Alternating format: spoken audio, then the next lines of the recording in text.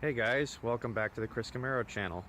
I'm going to be starting a new series today focused on my new test car here, 2004 Monte Carlo SS Dale Earnhardt Signature Series Edition.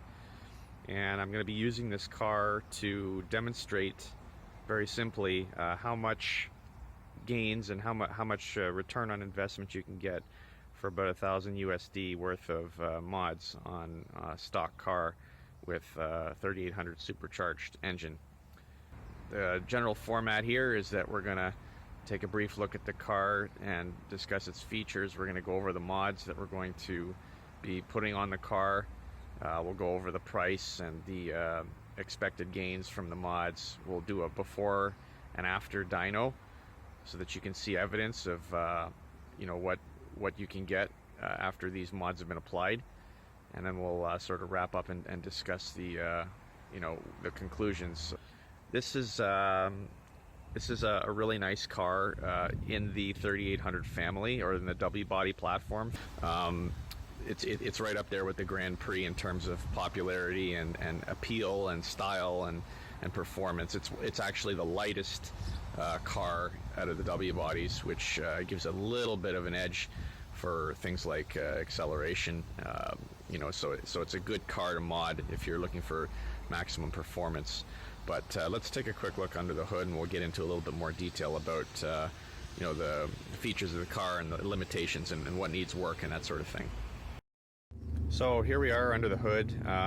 It's a very clean looking car. It's a 2004, as I said, but it's only got 30,000 clicks on it, so got very little usage out of it, and the owner took good care of it, so it's in very good condition. But of course, because it's 20 years old, it needs some maintenance. It needs a little bit of TLC, So in terms of mods, this car stock produces 240 horsepower and 280 pounds of torque due to the Gen 3 M90 blower mated to the Series 2 3800 engine, coupled to the 4T65E transmission.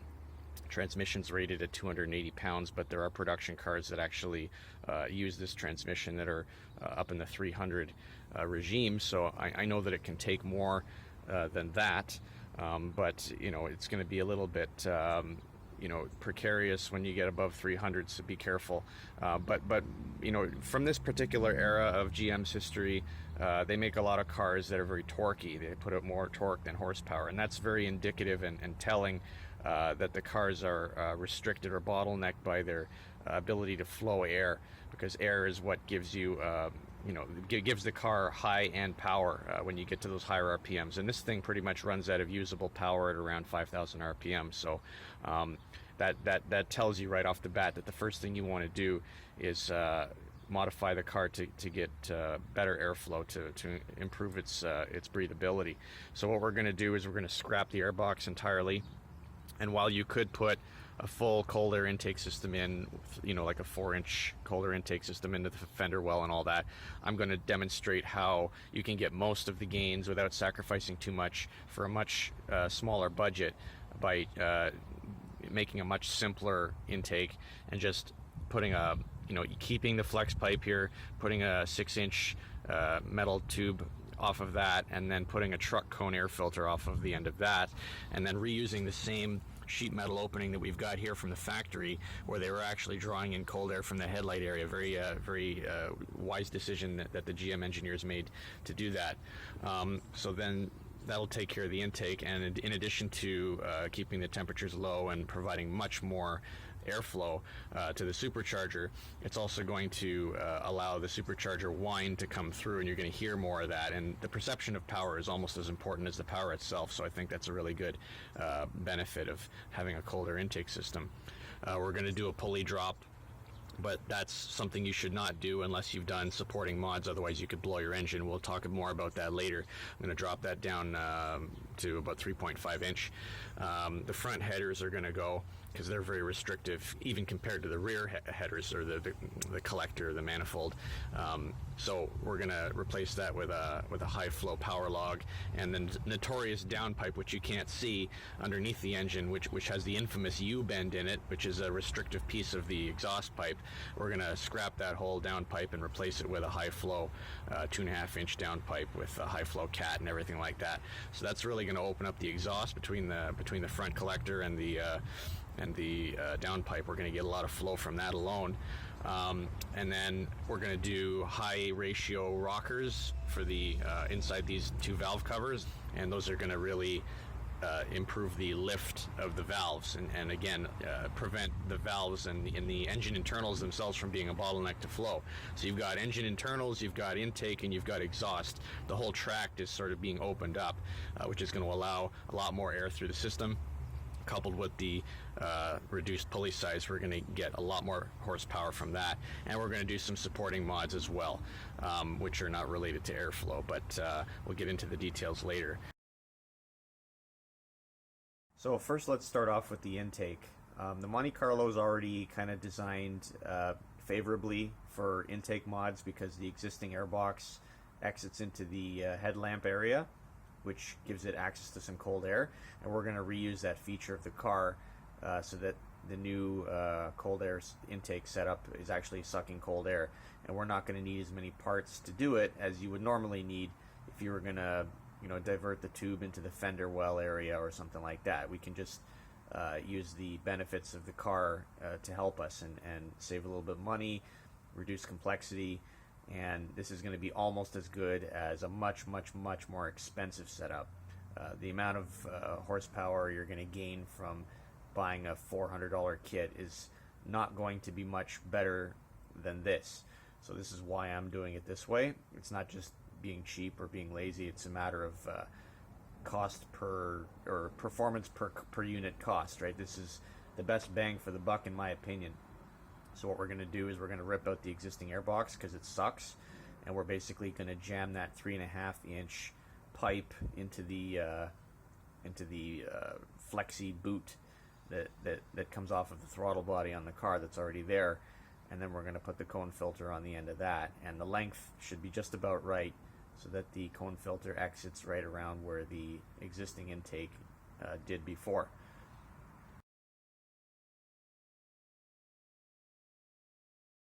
So as far as the pipe goes, there's not much to say. I mean, it's a pipe. It's made by Spectre. It's 3.5 inches, which matches the opening of the flex boot that comes out of the throttle body. If you want a 4-inch intake, you're going to have to replace more stuff than what I'm doing. I'm trying to make everything parts compatible so that you need fewer components and get away with less overall cost.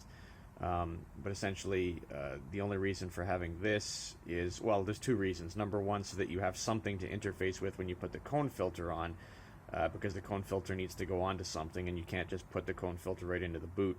And second of all, the 6-inch length that this comes in happens to be perfect to put some distance between the throttle body and the cone filter, so that the cone filter ends up where I want it to, which is right where the opening is in front of the headlamp. If it was any shorter or longer, it would either interfere and it wouldn't fit, or it would be too short and it would just be sort of dangling, and I don't want either one of those scenarios, so this was kind of necessary.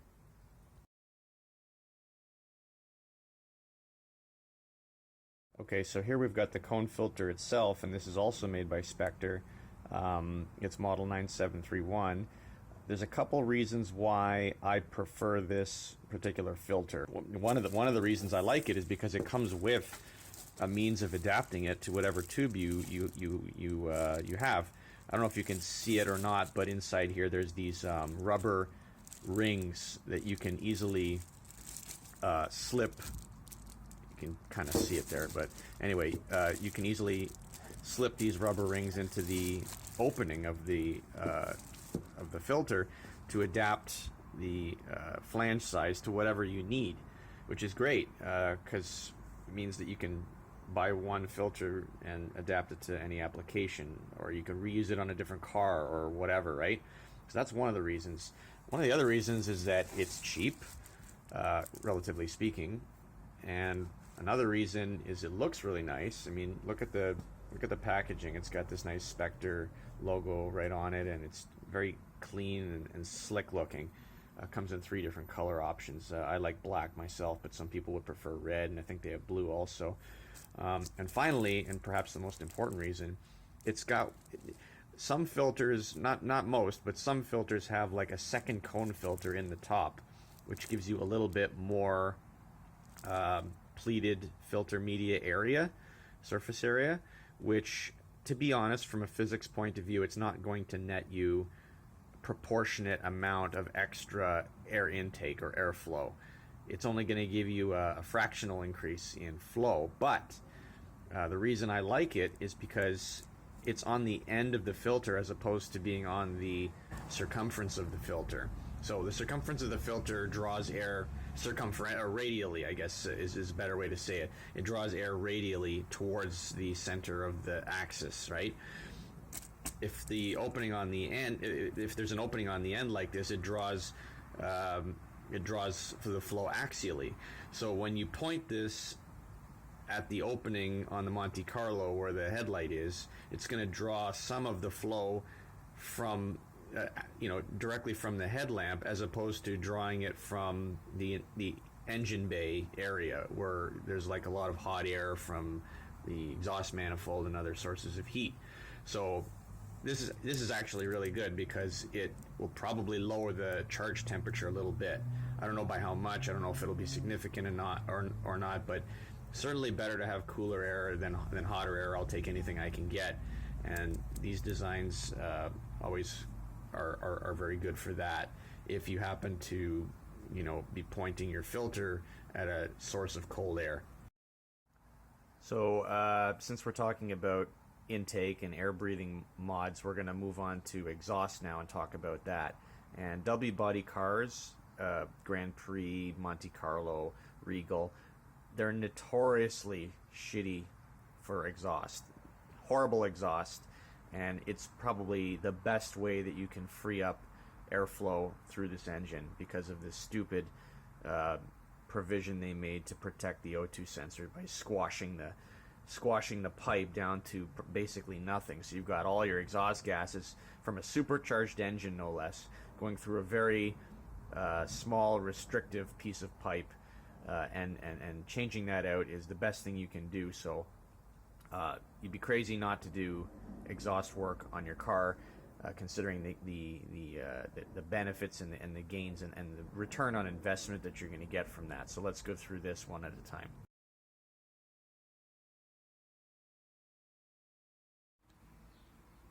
Without a doubt, the largest component that we have in today's show and tell is the ZZP down pipe replacement, 2.5 inch. So this one, being 2.5 inch, is stock compatible. So again, no adjustments required. It'll plug and play with no problems. Fully stainless construction. No U-bend, which is the biggie. That's the crushed area of the existing down pipe that restricts flow significantly, which is not present on this product. High flow catalytic converter. So all of this basically will reduce the amount of knock that you're going to get as a result of back pressure, and it's also got an interlock flex section of the pipe, which you can see on the left there, and an O2 bung so that you can just move your existing O2 sensor from one down pipe to the other. Hangers and everything included, stainless flanges. So the construction is top notch for durability, and it's got about as much flow as you can expect, and it's fully parts compatible. The other option to go with, if you don't want to do it this way, is to go with a full 3-inch down pipe, which is also available from ZZP. But if you do that, then you have to upgrade other parts of your exhaust as well, because the flanges will no longer match up. So I did this because I wanted everything to be plug and play, and keep on a tight budget, and also because the stock car is functioning just fine with a crushed exhaust pipe, or, crushed exhaust. So I figure the amount of flow improvement that you get with this product is going to be very, very, very significant, even though people generally don't recommend going with a 2.5-inch exhaust when you get above 300 horsepower. So that's sort of a personal decision that I made to go with 2.5 instead of upgrading to a higher diameter pipe. I think that the gains are going to be significant. I think that they're going to be just fine for my needs, and I don't think I'm going to run into any problems having a 2.5-inch exhaust. So it's up to you. You're sort of on the border at the power levels that we're going to be making with this setup. Right around 300 horsepower, you're sort of on the threshold of possibly wanting to upgrade to a larger exhaust. So that's an option, but for a budget build like this, 2.5 will be just fine.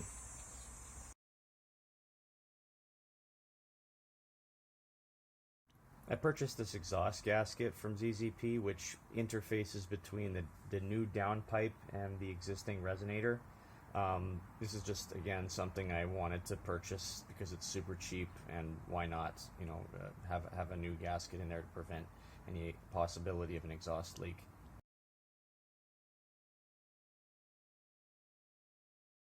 Here we have the ZZP Power Log, which is basically a replacement for the front exhaust manifold.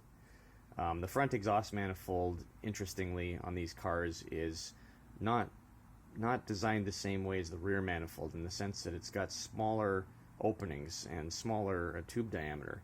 So actually the front bank of engine cylinders is more restricted in flow than the rear bank, which is kind of odd because it bottlenecks the engine and means that the front cylinders are at higher risk of failure, and they're basically going to wear out faster, and they're producing less power and all this.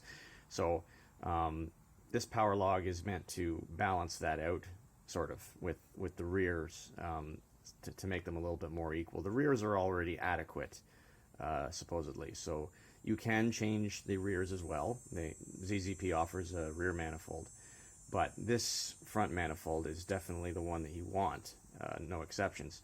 The rear is sort of optional. Good thing about this one is that it's stock compatible, so there's no adjustments or anything. It'll just, you know, plug and play. It's got a larger internal diameter, obviously, for that extra flow that I mentioned. Fully stainless, and it's 5 pounds lighter. So all in all, just an improvement in every area, and balancing out the engine so that the front and rear bank are performing more along the same lines. It's going to help a lot with tuning as well, because if you have knock, it's just going to be reported as knock. You're not going to know where the knock is coming from. If it's coming just from the front cylinders, because those are bottlenecked, you're going to, you know, have to pull timing even though the rear cylinders are fine. So you're really losing a lot of potential power that you didn't have to because of that asymmetry. So this will actually make a big difference in terms of how much timing you can get.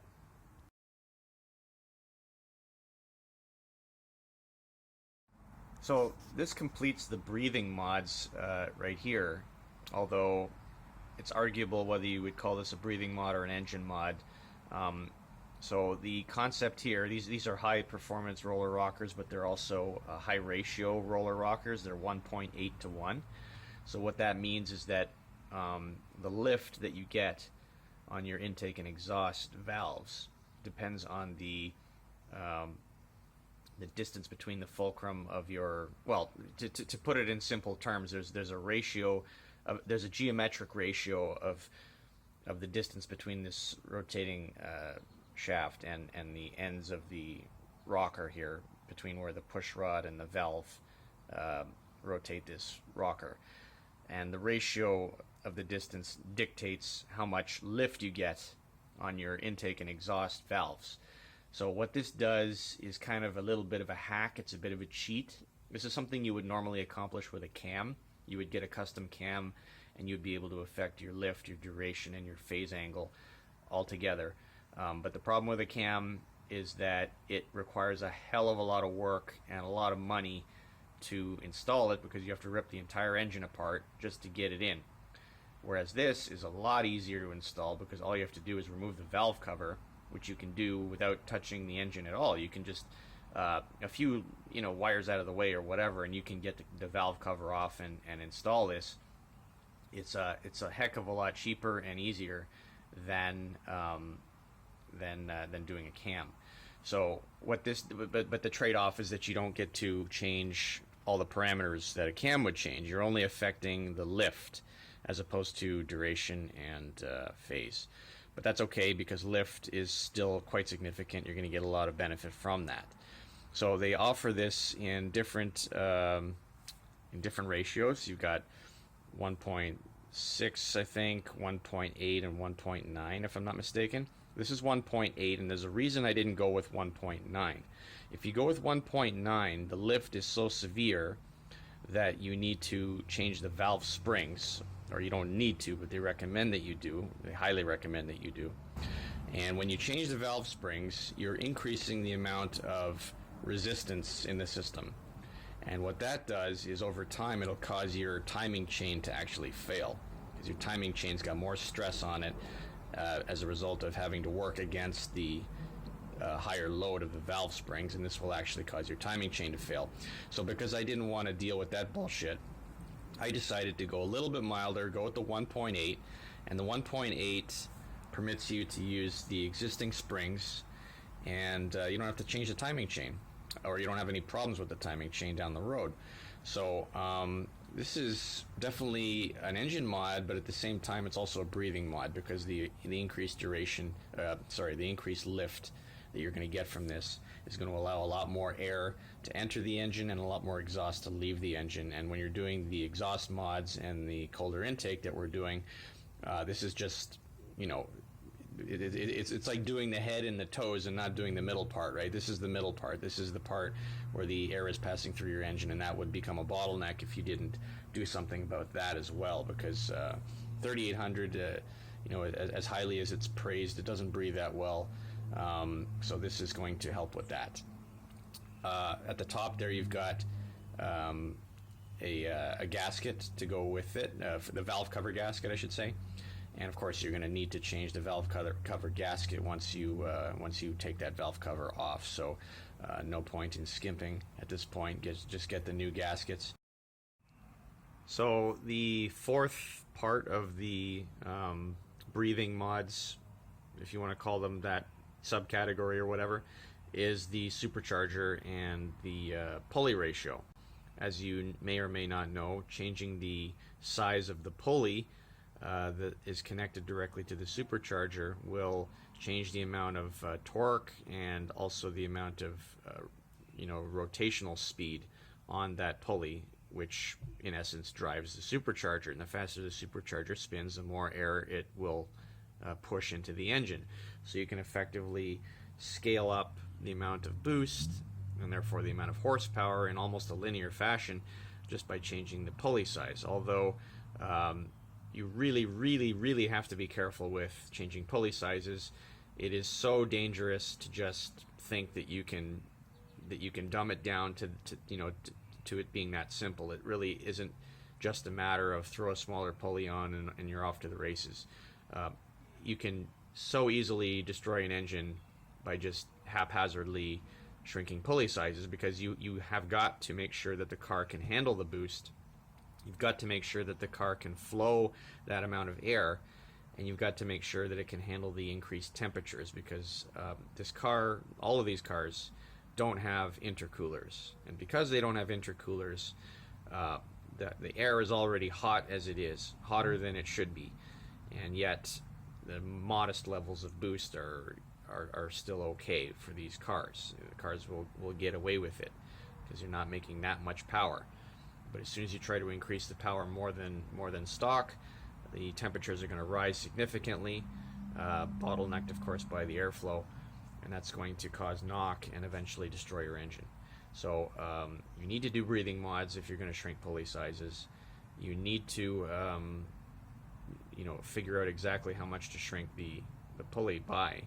Rule of thumb is for every 1/10 of an inch that you drop it, you're going to get about 10 extra foot-pounds, 10 extra horsepower. So you have to sort of balance this out with the breathing mods that you're doing.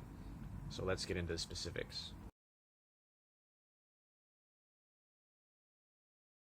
This is ZZP's modular pulley system. It's good for both 6 and 8 rib applications, although I'm going to be using the stock 6 rib configuration. It's modular in the sense that once you install the hub at the top there, you pull off the press-on pulley that's on the car now, and you put that hub on there instead, and then you can basically swap pulleys very easily using an ordinary Allen key. The normal pulley size is 3.8 inches in diameter, and this one here that I bought, as you can see, is 3.5 inch, so I'm dropping it down by 3/10, which rule of thumb is that it's good for about 30 horsepower, and in combination with all the other mods, I'm expecting to see a drop in the boost levels, because when the engine can breathe better, it doesn't produce as much pressure, because the pressure is a result of restriction. So when you reduce the restriction, you reduce the pressure. So this sort of compensates for whatever pressure is lost. It allows me to maintain the boost levels that I have now, just with more flow.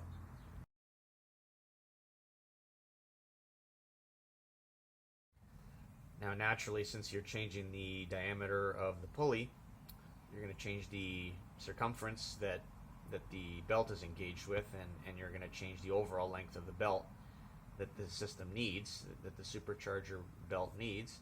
So you need to get a different belt. It may be possible to use the stock belt for a mild pulley swap, like a 3.6 or 3.7 or something like that. You could probably get away with the stock OEM belt, but since I'm going 3.5, I don't want to push it anyway. I'd rather just buy the new belt, put the belt in the middle of the range, and that way I can size up or size down in the future and not have to worry too much about it. So ZZP has a very extensive page with every possible configuration of belt, both for the accessories and for the supercharger. So just pick your supercharger belt according to the pulley that you're going to change to.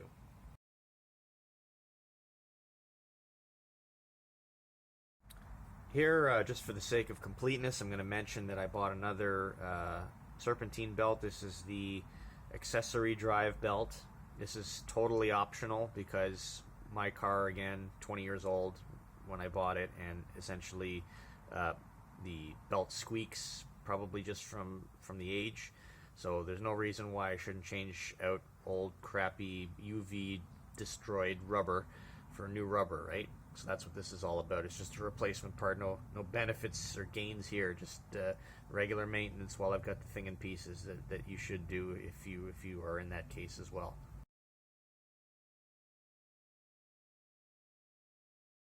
Here we've got the genuine ACDelco Supercharger Oil that's suitable for M90 blowers on these cars, offered by ZZP for convenience.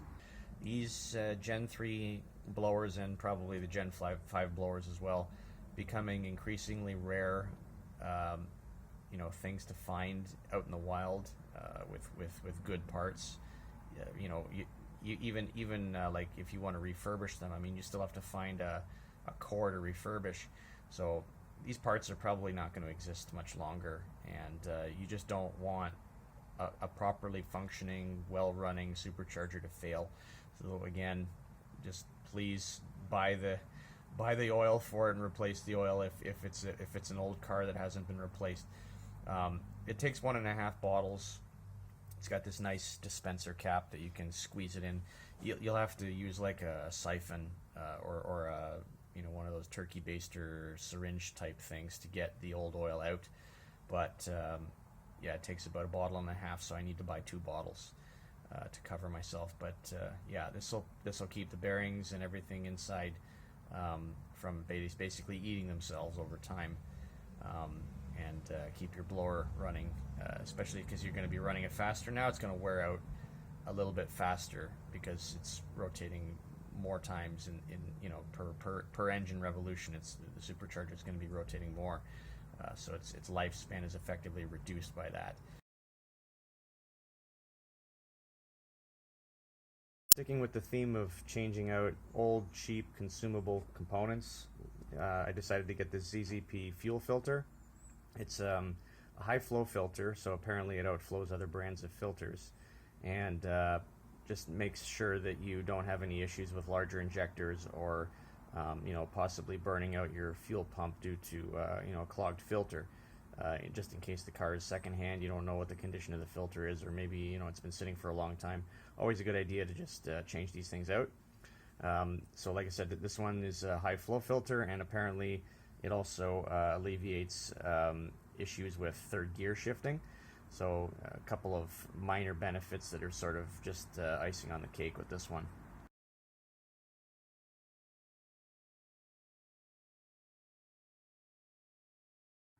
Here's a 180-degree thermostat from ZZP.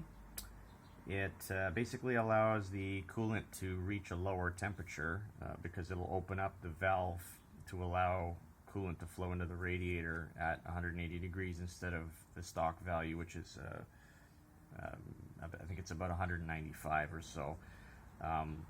Now the engine tends to run more efficiently at a slightly higher temperature when it's naturally aspirated, but because we're boosted, we're boosted application and we're adding power beyond stock, so because of that, the system will be out of spec in terms of how much heat it's producing and how much heat the car is naturally capable of getting rid of. So because of that, you have to offset that penalty by allowing the coolant to reach a lower temperature. So this thermostat, in combination with some ECM tuning, will allow you to turn the fans on at a lower temperature, which would coincide with the temperature that this thermostat is rated at. So when this thing reaches 185 degrees, it'll open up and allow the coolant to flow into the radiator, and then you can have the fans turn on and cool it at that point. Whereas if you had a regular thermostat, you wouldn't be able to cool. Well, you'd be able to turn the fans on, but they would only be cooling whatever's in the radiator. There wouldn't be any actual flow going through it, so it wouldn't really help much. So that's a pretty significant benefit of dropping the engine temperature down and reducing things like knock and preventing a problem when you get to the higher boost levels. And in addition to that, these thermostats are 20% higher flow than normal. So it should promote even more of a cooling effect.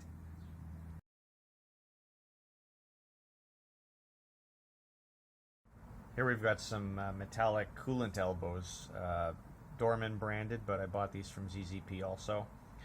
It's a good idea to replace these on an aging vehicle because the stock ones are plastic. They tend to get brittle and break really easily when you're manhandling them. And since we're doing work on the coolant system, that could happen. So I'll leave it up to my mechanic to decide whether he needs it or wants to replace them or not, but they're here if needed, right? So it's always a good idea to future-proof your car with any cheap, easy, durability improving mods like this.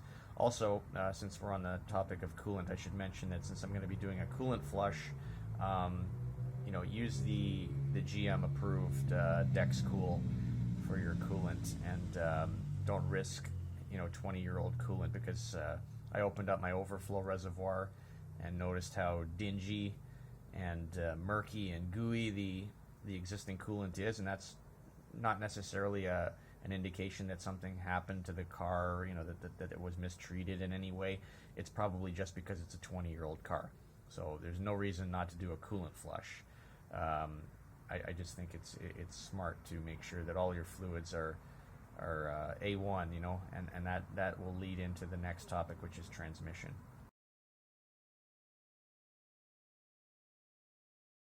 So here we've got an aftermarket transmission pan from ZZP, and it's a high performance pan because there's several reasons why it's a good replacement. First of all, it's lighter. Not that it makes much of a difference, but it's always nice to save a few pounds of weight. The fact that it is made out of aluminum means that it's more thermally conductive, so it's going to soak up more of the heat that the fluid is carrying and transfer that to the outside of the case, where it can be dissipated into the air. The heat sink that it has, you can see all these fins that it has, these metal fins. That allows the air passing underneath the car to pass by those fins, and very much like a computer CPU with a heat sink on it, that's going to help to reject a lot of heat that the fluid is carrying. So people have alleged that it drops the transmission oil temperature down a couple degrees, which is nice. And it also has a magnetic drain plug, which is really a great idea because it allows you to change the fluid without dropping the pan. Which, you know, every car should have this. I mean, I understand that cars like these ones, like the Monte Carlo and Grand Prix and other W bodies, and many other cars as well, claim to have, you know, trainee fluid for life, or whatever they call it. Basically, they never expect you to touch this, the pan, and have to change the oil. But, you know, that for life, what does that mean? I mean, if you keep the car long enough, you're gonna want to change it. So eventually, and you know, you could need to change it for other reasons. So it's always nice to just have that magnetic plug. It catches the iron filings that get suspended in the fluid, and it allows you to drain the thing without having to replace the gasket. Speaking of gaskets, I got the gasket as well, because of course that's going to have to be changed. So yeah, just a little bit of extra performance, even if it's not that much. Just every little bit counts, especially when it comes to heat, because we all know that these cars are, you know, they have a tendency of getting pretty warm when you put them through a lot of endurance load. You know, a lot of high load for a long time.